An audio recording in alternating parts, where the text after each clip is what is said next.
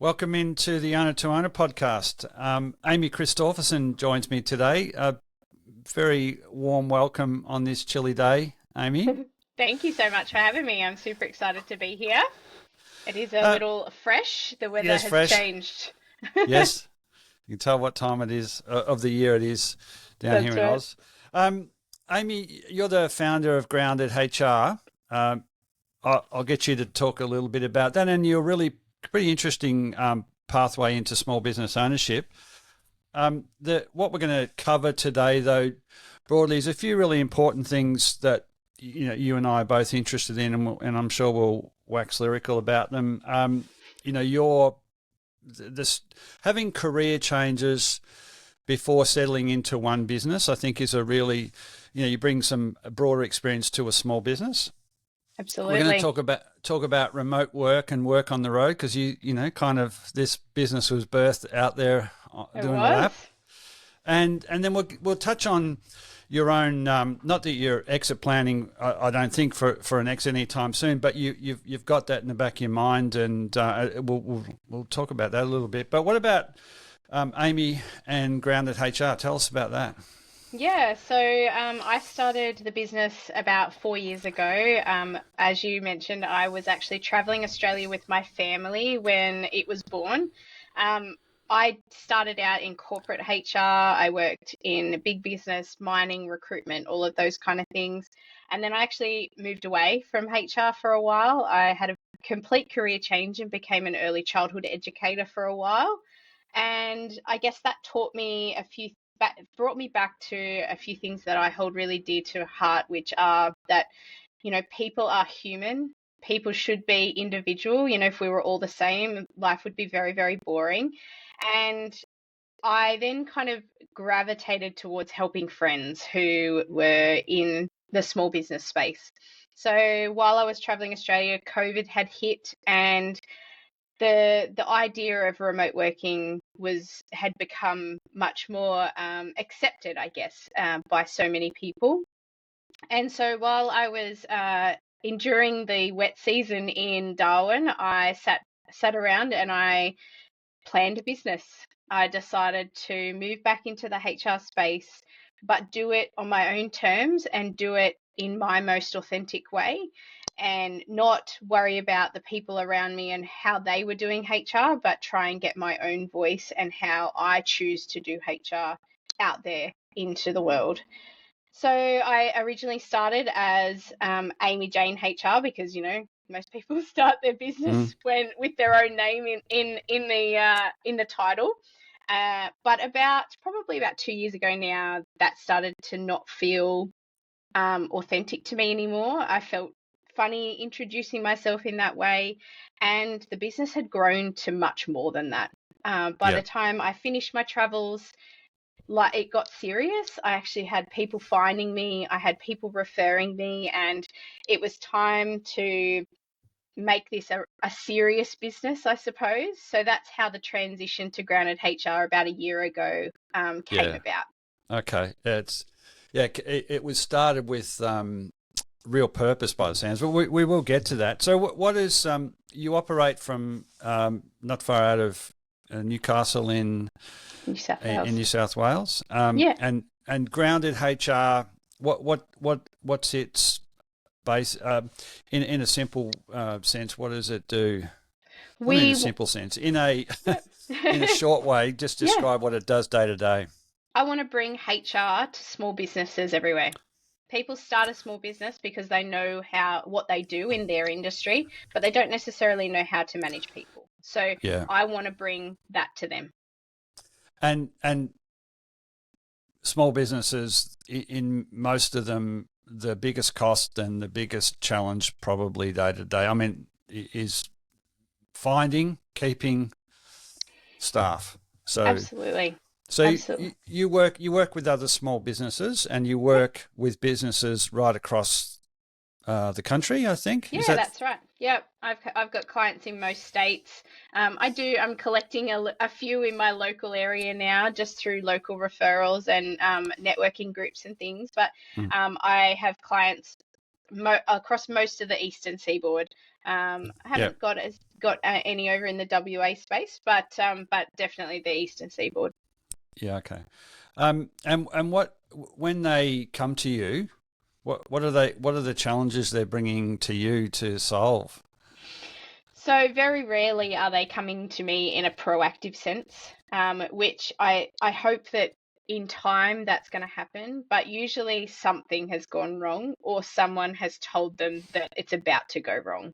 So they're either suffering from performance issues within their team, people are disengaging or not performing, the business or they've had accountants come in and they've questioned how they're paying their people and things like that.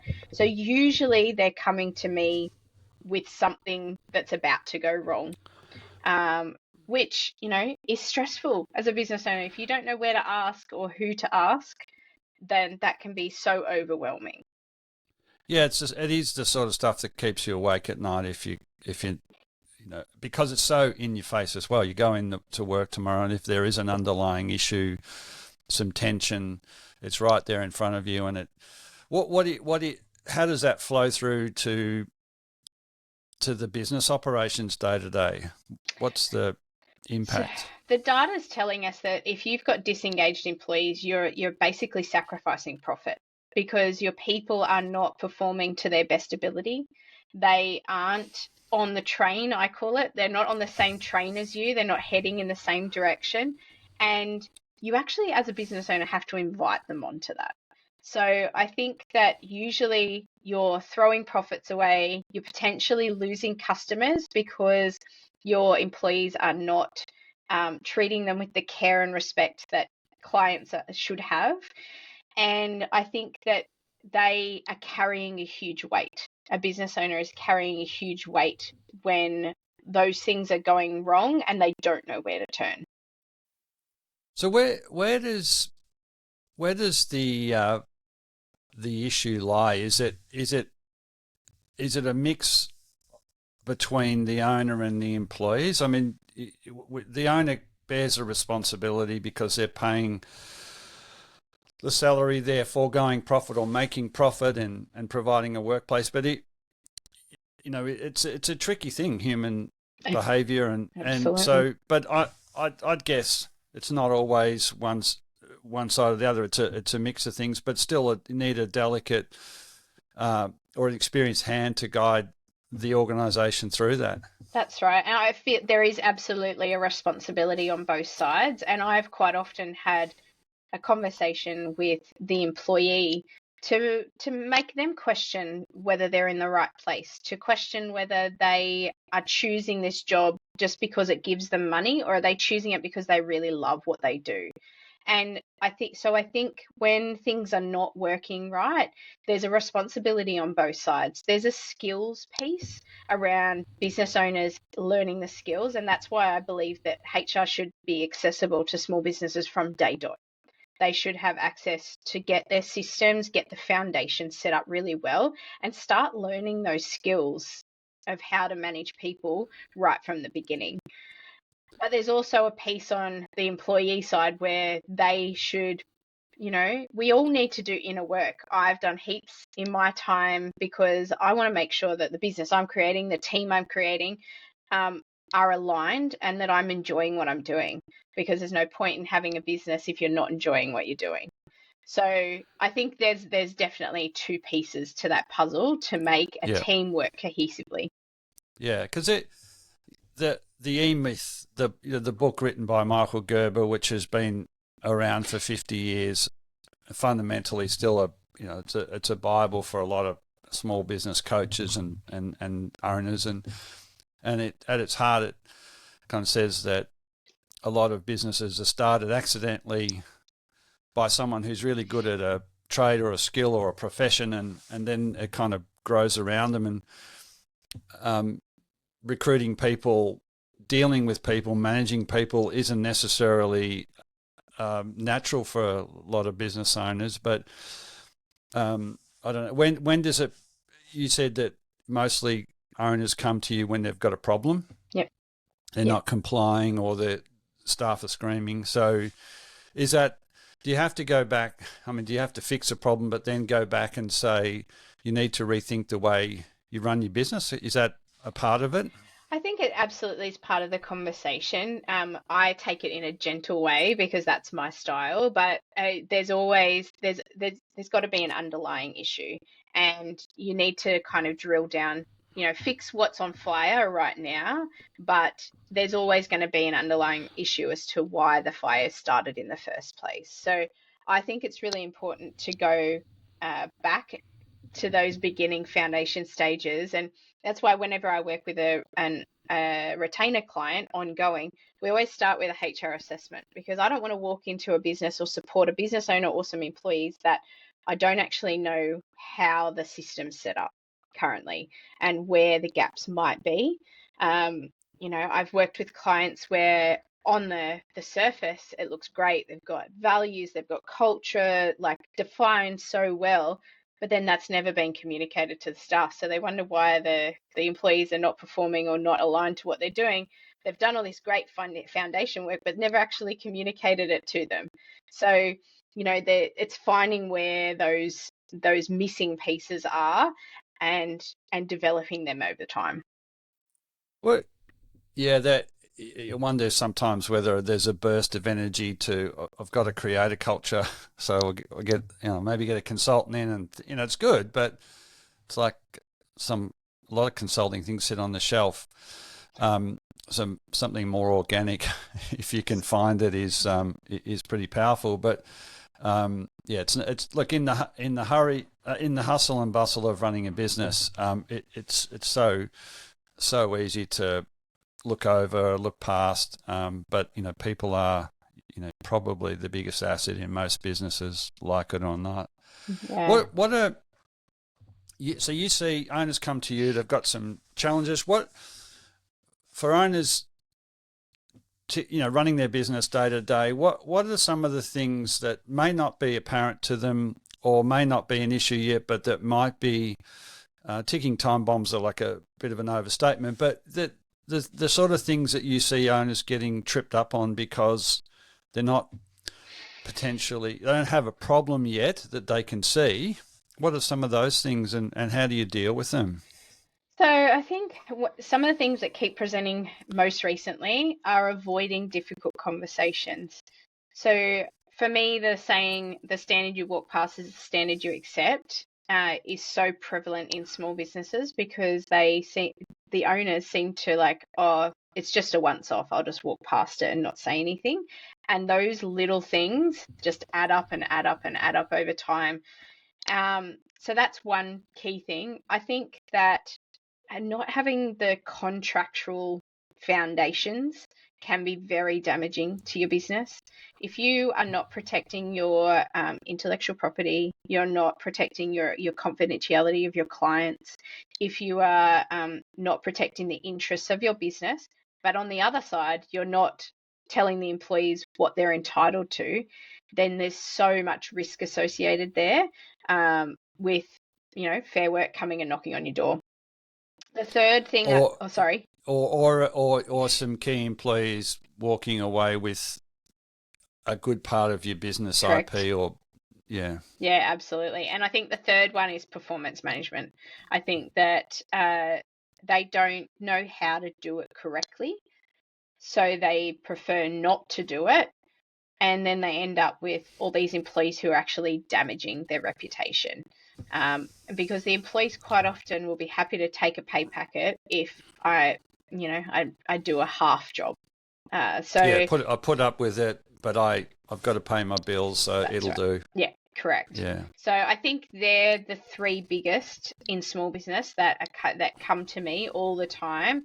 And sometimes they haven't gone wrong yet and we catch it early enough, and other times it's too late. Yeah, there's some they're big three things, aren't they? And particularly the loss of key employees, or the leakage of commercially sensitive information is a major one. And we put a lot of trust in people, but to at least have it clear in a contract or letter of employment, how these things work. And I suppose in some ways that's part of having an organisation where everyone is clear about what they need, what's expected, what happens if things don't go to plan, what's the review process. But yeah, it's they're damaging. The cost of finding and replacing staff is high and disruptive. Huge. Yeah. The first one you talked about, I'm really particularly interested in those conversations, and how do you I mean, an owner's presented with some problems. You may well be in a position to say it's been a build-up of. This has been a build-up. It hasn't just suddenly happened. That's right. I'm making some assumptions here, but it's like a lot of things. It requires behavioural change or some deep inner perspective on yourself to say, well, I need to be more than an owner. I need to be a leader. That's right. If it's a very people heavy, type of business, how do you get owners to change their stripes or to act differently? I think that, so one idea that I pose all the time is that actually providing feedback or having a hard conversation is actually an act of kindness. You're actually being kind to the person by telling them this information and then giving them the opportunity to change. If you are withholding that information, you're actually being detrimental to your own business, and there's actually a detrimental personal impact to that person as well, because there's gossip happening in the background. Such and such is not pulling their weight. There's clients or customers who are coming in and saying that this person is doing such and such. So by not having that conversation, and that conversation could be something that's really uncomfortable for 15 minutes, but will have a long lasting effect, and it sets expectations. It's all of those kind of things that can really change how someone's engaged in their employment just by choosing to be uncomfortable for 15 minutes. Yeah. It could be quite the step for somebody who's of a particular personality type. 100%. I think there's an awareness piece there as well. So some people are so ingrained, immersed in the job that they are doing as a business owner and what their to-do list says and all of those kind of things, that sometimes it's like they've got blinkers on, and it's not until another employee brings it to their attention that they actually see what's going on. I just recently had a retainer client who was complaining about not feeling connected to his employees, and that there was things going on that he didn't know about. And I said, so what are you doing about it? Like, where do you go when you first get to work in the morning? He goes, I go to my office and turn my computer on. And I went, well, that's the wrong place to be starting your day. And he said, what do you mean? And I said, well, you should be starting your day with your people. You should be putting aside 10 to 15 minutes at the start of your day to walk around. They were in a studio. I said to walk around the studio and have intentional conversations with your people. And so he prioritized that for one whole month between two of our monthly meetings. And the difference that he communicated to me 1 month later from the investment from his people, how open they were now to having conversations with him, the feedback he'd been provided in that time, like it was just a complete 180. And all he did was prioritize 15 minutes each day he was at work. Yeah. But he or she listened to some advice. Absolutely. To say, you gave that to them and they listened and acted. So it's it's a slight change in behaviour or change in pattern. Mm-hmm. And it's you've obviously we're in the right position to offer that advice to them, and they've taken it. So that's kind of the more organic culture building that I see is more effective. Sometimes it's so effective that the owners of businesses that I deal with, it's like, well, this is just normal. No, this is how it is. It's not. I can share and compare because I've, like you, worked with many businesses, and there are many that aren't anywhere close to being cohesive or productive or as and it's just problem after problem. And when you don't have them, it's they're not that common, but when they are, it's like blissful ignorance because you just don't know how good you've got it. Oh, absolutely. And so many people think, like, why can't I do this? Like, why can't I do this? And it's like, because nobody has taught you how to do it yet. And that's and it's like, but not everyone has built into them how to be a leader. And some of us are meant to be followers because we can't all be leaders, but we can lead in different ways too. We can be aspiring to be a better leader from whatever level you're at. I think if you're not approaching business leadership with a growth focused mindset and be willing to change, I said you probably shouldn't be in business. Yeah. I mean, in that sense, you mean growth, it's not just about the bottom line or the top line. It's about the harmony of the workplace, the quality of the work that you do, the quality of the employee engagement, and that's what you mean by growth mindset. Mindset. I mean a willingness to change things for the better. So whether it's change yourself, whether it's change things within the business, whether it's change things for your people, I believe that if you should have an idea of growing and be willing to accept change or make change when change is needed. Okay.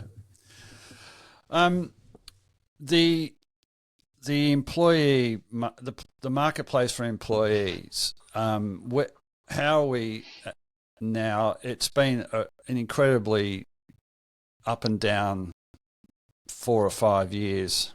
Yeah. Complete, shifts in the way people work, expectations about what. So, for your clients, is it easier or harder to find the right kind of employees now as compared to a couple of years ago? I feel like unemployment's at record lows. So most people are employed, so they're going to be going from one job to another. I think that it's more difficult to find the right employees because so many more business owners are becoming aware of how important team fit and social skills are to fitting into a team versus we used to just hire for technical skills. If you said you could do some technical skill, then we would hire somebody. Where now there's so many more things that are taken into consideration in that process. I think that there's also choice out there for employees. For some of my clients who have highly sought after skill sets, their employees often have 2 or 3 offers on the table that they get to choose from when they start looking. So it's very, very competitive in those highly skilled spaces. So the ante's being upped in terms of business owners having to make their place of employment well paid, appropriate, and attractive. Good to work in, and all those good things. Absolutely. I keep encouraging my clients that through your social media, through your marketing, through however you're communicating with the wider community outside, you are not just communicating with clients. You are actually communicating with future employees. You need to talk to those people as well. You need to communicate your values. You need to communicate what you're about. You need to communicate all of those kind of things so that people start getting buy-in and think, that'd be a place I'd want to work. Okay, yeah. So that's stuff you do every day that you become an employer of choice. Correct. Of choice is probably the right term. Yeah, okay. That's what industries do you span? Like you're working a lot. Uh, Yeah, okay. um, So what you're talking about is based on, pretty diverse range of Absolutely. We're industries and talking civil construction, tiling, art therapy, NDIS, um, okay. environmental scientists, tech software companies, Okay. car washers. I'm working with like a Yeah. huge variety of clients across many, many industries and many states. And these are the things that are happening for all of them. Yeah, okay. So it really is if once upon a time big big corporate employers were making like the campus and free lunches and the gym and the whatever. Now it's on, and it's been done by lots of. I've met plenty of owners that have created a really good culture and environment. People are happy there; they stay there, and but it's that sounds like a real, not only it's a competitive edge, but also a necessity by the sounds That's right. to just to be in a position to employ the right people. You have to up your game a bit. Yeah, and it's about the small stuff. Like we don't like small businesses can't do the gym memberships and all those really big ticket items. But A masseuse yeah, and in house and how yeah, nice is that barista. be? Um, but we're talking about small stuff, giving them a little bit of flexibility so that your employee can go to the school's assembly. We're talking about a Yeah, thank you note put on their computer because there was a really good client feedback. Giving them a small coffee voucher or taking them for a coffee so you can have a conversation and thank them in person. It's yeah, it's really simple daily stuff that can create that evolving amazing culture within a business. It doesn't have to yeah, be big ticket items. We're not talking about huge bonuses at the end of financial year. We're not talking about any of those kind of things. We're talking about the small acts of thanks on a daily basis. yeah, yeah. Yeah. Okay. I've been really keen to talk about the birthing of Grounded HR. It sounded like it was in Darwin, but tell us about you were doing a lab Yeah. So and we decided to pack up and take our kids around Australia. We initially committed to about 12 months. And after 12 months, we were so not done. So we yeah, we decided to continue. We packed up our home and rented it out, and then continued to travel with no fixed end date. So then COVID hit. We ended up being stuck in the Northern Territory for close to 2 years, but we traveled around and wow, worked and did different things while we were up there. Some of that time in Alice Springs, which was an interesting experience both for our children and yeah, for us. yeah, And then we moved to Darwin and worked and lived in Darwin for a period of time as well. But we pretty much did everywhere except for Queensland. So we went to Tassie and then up through the centre mm, and then around through WA in South Australia. So across the 4 years, we learnt so much. The kids now, I think they're still learning what they were able to experience compared to their peers. And yeah. during that time, I got the urge to start a business. So that's what I did. That's yes, yeah, yeah. I suppose there's quite a few factors that go into that. To that moment where you decide you're going to do that, but part of it is being free of the constraints of the day to day. Were you working as you were going anyway? Like, did you and husband, was there, you needed to make some money. So what were you doing? HR? Were you I doing? was doing early childhood actually. So Oh, I okay. That's started what. the travels. So my husband had long service leave, so we lived off that for a little while. Then we worked down in Melbourne for a little while. We basically wherever we walked into, people, because he's got a trade. There was always work available. So and people would be happy to just say, oh yeah, how long are you here for? 7 weeks? Perfect. We'll put you on for 7 weeks. We've got work for you to do. So that's kind of how it happened. And my husband ended up moving into cranes. So he worked for the local crane company in Alice Springs, and then another guy in Darwin. And I worked at a local preschool in Alice Okay, Springs. so yeah, there's a couple of things here that are really deeply interesting. One is that you take this big trip and you kind of find your way.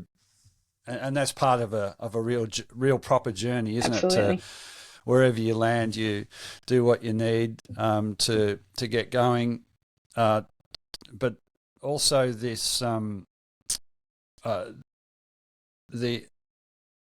was really deeply interested in this what I call the circular economy, which is this group of I don't know how big it is, or we did a trip across the Nullarbor 18 months ago, and talked to lots of people who were doing the lap and were doing odd jobs here and there. Some were actually, it wasn't landing somewhere and getting a job. They were taking their job with them, hairdressers or so many. Lots of service tech-based people. And in this, traveling circular economy where, I'm guessing it's hundreds of thousands of, caravans of people and camper trailers at a time, and it's a really fascinating thing. As what the and I want to talk about exit planning, but I've had a few interviews over the years where I've had somebody come in and talk about just getting their business ready so that they could step away. It was under management. They could go do some things that they desperately want to do with their kids, come back and the business was still absolutely there and functioning. And they learn an awful lot about, how robust they needed to make the business and the team. And then there was somebody else who came in, he talked about taking their retirement in installments. Like, it's a really cool concept. Absolutely. It's like, I'm going to take a longer break, because the pattern can be work hard again. Don't take this, don't take that, and 20 years or a bunch of time goes by, and you go, my business is okay, but I haven't really done terribly much else, and I'm a bit.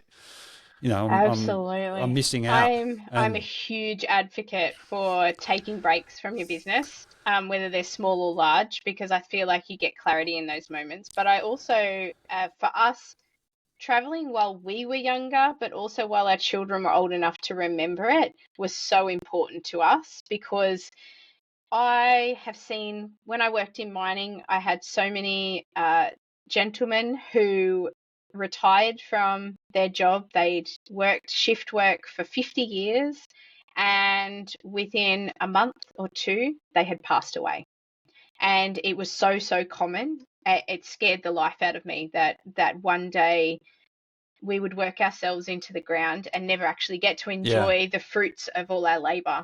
So I think that with how busy, fast-paced life is these days, more importantly than ever, we need to be taking these breaks. And this is one of the ways we can do it, right? Is packing up and traveling and working as we do. I met so many people on the road that their employer let them take their normal job with them. They were accountants or bookkeepers or, all of those kind of jobs that they can do from a computer that, it never would have been considered before COVID, right? That all of these kinds of jobs could be done through travel. And, I ran a business and homeschooled my children and still had a really good travel life. Yeah. And here you are, like, and that business, Grounded HR, has been birthed, from whilst on the road and whilst really probably clear about what you wanted to do with it. And sometimes, that time and space, enables that, and being as contrasted with just doing the day in, day out, and then those horrible examples that you talked about when, it's like, I'll get there, I'll do some of that when I'm, do it now. That's in right. installments, or building your business so that it's not possible in all businesses, but it's possible in some, where you can get it to a stage where, with the right team, you can take, and it might not be 6 months or a trip around Australia in the circular economy. It might be just taking 4 weeks or 6 weeks, going away somewhere. That's right. And not letting it fall over, but just you got to maybe build towards where you can take longer periods of time. Absolutely. And I think you need to also build it. So in my circumstance, my mum is ill. And so I have had to build it into my business that I'm able to step away at any moment. And my team know, although I'm the main HR consultant within the business, there are backup plans in place around who does what and who's going to take over what and all of those kind of things. So I think whether it be a stepping away to take a holiday or stepping away for necessity, you would be not planning your business very well if you hadn't put that plan in place. So I think, you need to have, even when you are a solo person in a business, you need to have some kind of plan for how that's going to be handled if you have to step away in an instant. This is the conundrum for me, that there's a lot of businesses that aren't ready to sell tomorrow. And the solution is to do some exit planning. So I agree, there's a lot of businesses that aren't sellable that could be. They need some exit planning, some sale preparation, and there's resistance because it costs money or it takes time, or I just want to sell tomorrow. The real opportunity lost is yes, putting 40 years into your business and then going, I'm not so well, or I can't enjoy, or I can't actually get out of my business. So the real advantage in doing, if you call it exit planning or sale readiness planning, is that you do make your business, if you take it out to its logical extreme, you make your business sellable, but in the same breath, you make it, if it's sellable, it's also, you can keep owning it with less of your time. That's right. And this is where it creates so the term is linked very much to, I own it today, I'm going to exit plan, I'm going to sell for X dollars or whatever in 3 years' time. Okay, great. If that's your plan, excellent. The opportunity missed is to link exit planning just to the outcome being a sale. The thinking should be, what are the good pieces of that exit planning, sale readiness that will make my business able to stand and work without me there 40 hours a week. I might be able to cut back to 20, or I might be able to take, an installment on my retirement, go away for 6 weeks, or take a longer trip. That's what so when, and that's the work I do day to day, getting owners to think about that. But so tell me about your exit. I think we both called it exit planning, but you were thinking ahead. So what's your motivation? What have you started to do, and why? I feel like I'm still in a little bit of a place where I'm deciding whether I'm going to grow bigger or I'm happy where I'm at. I have teenage children, so I know that my next 5 to 7 years is going to change dramatically. I'm going to go from having children who are reliant on me to ones who are out there in the big wide world. So I guess I've not pressured myself into that decision yet around whether I am in for the long haul or whether it's something that I will look to sell later. But I feel like I get so much enjoyment from what I do that I would find it very, very difficult to just sell it and walk away. I feel like I've got friends who have bought into businesses and it's kind of been a transition over time where they've just slowly stepped back, and then my friends have bought into a business. And I think if you've built a team that are really invested in the vision of the business, then they should be the first people you're starting to talk to about that transition process, about whether they're willing to invest in employees. Are these employees so invested in the vision of the business that they would invest and become part owners in the business? And I think that Yeah. that Yeah. that if you've created something that is of so much value and that you've created the vision so clearly, then it should be easy for other people to want to continue that vision. Yeah. Couldn't agree more. There's so much. There's a lot of businesses where the most natural owner. There's two types of natural owners. One is a competitor Yep. or someone else in the supply Yes. chain, and that's the other is employees. I think it's the long game, as you say, to firstly build a business that is performs well and has all the right.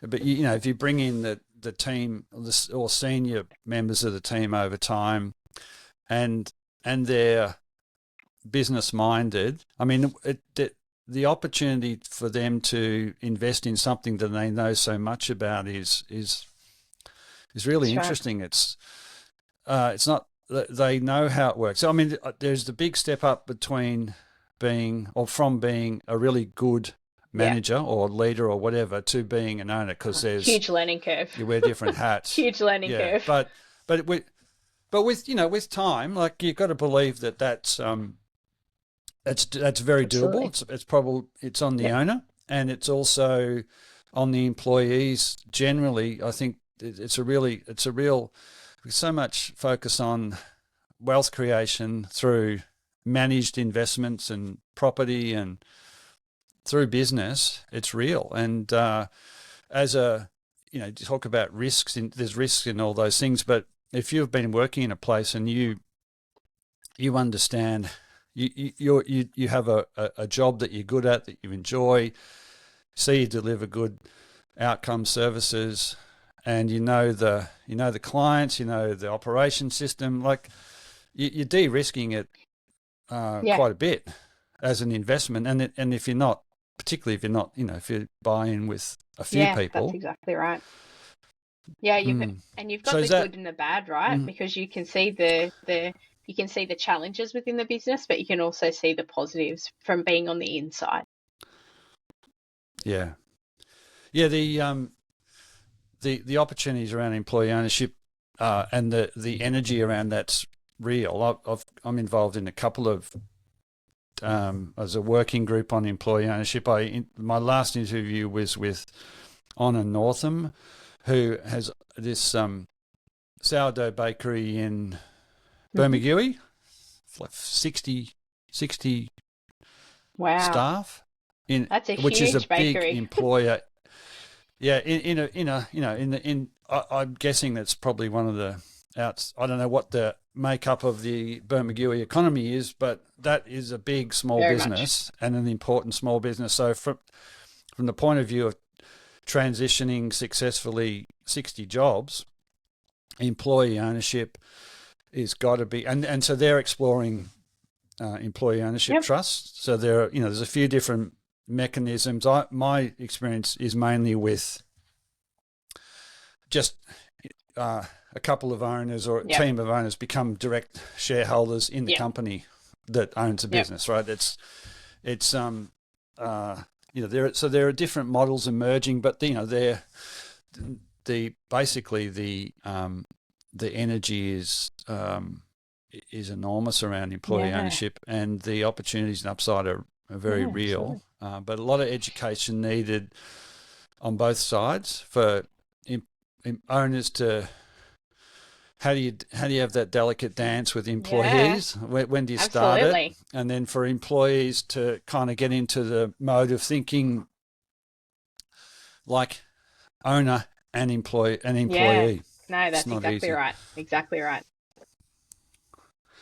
So for you, you see, we call it exit planning. It sounds like you want to build in a bit of resilience and robustness to the business. You've got a period of time where you won't be doing another lap in the near term because you got teenagers, and but maybe at the end of that, that's the effort you make to make the business ready. Absolutely.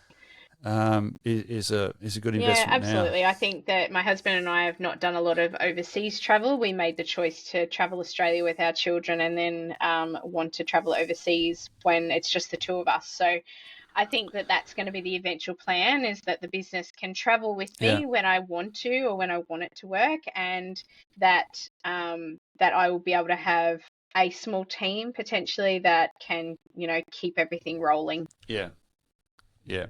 So that is I call it exit planning again. That driving towards a sale of the business at a point in the future is not the sort of that's not the absolute focus. It's about Absolutely. flexibility. So all the things you do to make it sellable, also make it That's holdable. exactly right. Exactly right. I That's started the for message. flexibility. I started traveling.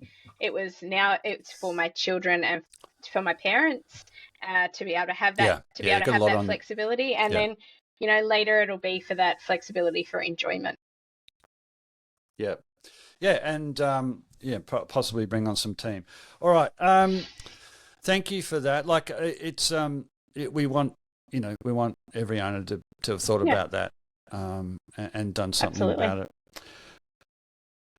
What's some books and people blogs that you just a couple that you draw inspiration from? Could be a local business, could be an international guru on Yeah, something. so I'm a huge Mel Robbins fan. Her most recent book, The Let Them Theory, was something that really resonated with me in me stepping into my own voice authentically, and showing up as myself and my style of HR. Let all the other HR consultants do what they want to do, but also let me be me, and put my voice out there. So that was a big one for me. My business coach has been a huge inspiration as well. Christine Corcoran, she has just written a book on imposter syndrome, and the work that I've done with her, mindset work, and the sales work, because sales didn't come naturally to me. I might know how to manage people, but selling what the outcome that Mm. I can deliver was Yeah, not something that yeah, I knew how to do. So those two people have been huge influences in my business career over the last 12 to 18 months, probably. yeah. Look, if you at various points through this conversation, we talked about recognizing when you need some counsel or some advice or some support, and actually then taking it. So yeah, a good business coach that we have your other trusted advisors to do your financials and things, but someone who can connect the dots for you as well as in your Absolutely. business is really valuable. All right, so Amy Christopherson was I don't know, elected or appointed as the head of Australia's small business department. What are you going to, like, day one up there in Canberra? What are you gonna get the team up there to focus on to make our Australian small business economy more viable and We more need to resilient? focus on people. We need to have those foundations from the beginning. So every small business should have access to great advice to be able to set up their people systems and create those foundations. As well as that, there should be skill building. There should be skill building available for small business owners to make sure that they can build the skills to be a really good leader, and therefore create a really good culture and team within their business. So I think that creating those foundational, and whether that is, the paperwork stuff, but also the business stuff, I think there should be more support for that. So a huge percentage of the businesses in Australia are small businesses, and most of Yeah, them are family run businesses as well. So we're talking about husband and wives, or partners, or family members who are running businesses yeah, together. Um, and that can yeah, create tension. So we need to make sure that we're doing this people related stuff well, to reduce that tension, so that they can go home at night and still be really good people outside of the business, not just 100% focused on business as well. yeah, yeah. Okay, I look. Yeah, if we could get a part of that right, would be the most businesses would be so much better off. It's like just being able to remove yourself from your role in the business as an owner to taking on that you're a leader as well, and for employees aspiring to be, particularly if they're aspiring to be co-owners or owners of businesses, be a good employee, but learn how, train up, talk to talk to owners about what it's like, beyond just being a really good employee. Yeah, that's huge. We could bridge a lot of we get a lot of opportunities realised if if we can get those couple of things 100% humming. All right, Amy, that was I love the story of how this thing was started, and why it was born, and the purposeful way you're going about it. So congratulations, and I wish you well with Grounded HR. Thank you so much. All right, well look, I'll put your details in the show notes. I'm assuming you're happy for potential clients to reach out. I would love to meet some new people. So yes, and I always offer a free chat because I'm all about us being aligned as well. You the people you trust to bring into your business, you need to work really well with them. So always up for a chat. Starts with like a coffee meeting or a virtual coffee meeting. Absolutely. Bit of a chat. All right. Well, look, again, thank you. Take care, and thank you. Go well.